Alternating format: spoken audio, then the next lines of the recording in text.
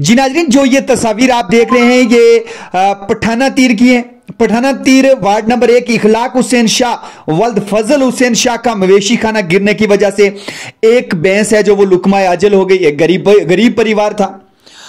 अचानक से मवेशी खाना है जो गिर गया। मामूली सी बारिश हुई है लेकिन गरीब परिवार है, कच्चा मकान था और इस मामूली सी बारिश ने है जो उस अपनी लपेट में ले लिया और ये मवेशी खाना गिरने की वजह से एक भैंस है जो वो लुकमा अजल हो गई।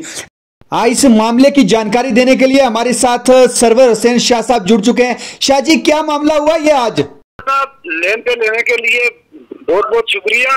और मैं आपको ये बताता चलूं कि आज जो शदीद बारिश की वजह से पंचायत पठाना तीर में सैयद अखलाक हुसैन शाह फजल हुसैन शाह वार्ड नंबर 1 का रहने वाला है, तो इसका एक मवेशी खाना गिर के तो एक भैंस लुकमा अजल हो गई है और एक भैंस बच गई है। और मैं आपको ये आजाद साहब, मैं आपको ये बताता चलूं कि ये खाली 2 कमरों का एक मकान था जिसमें एक कमरे में वो खुद रह रहे हैं क्योंकि वो बहुत गरीब परिवार है। एक कमरे में वो खुद रह रहे हैं और एक कमरे में मवेशी खाना था। जी जी। तो वो बिक के तबाह हो गया।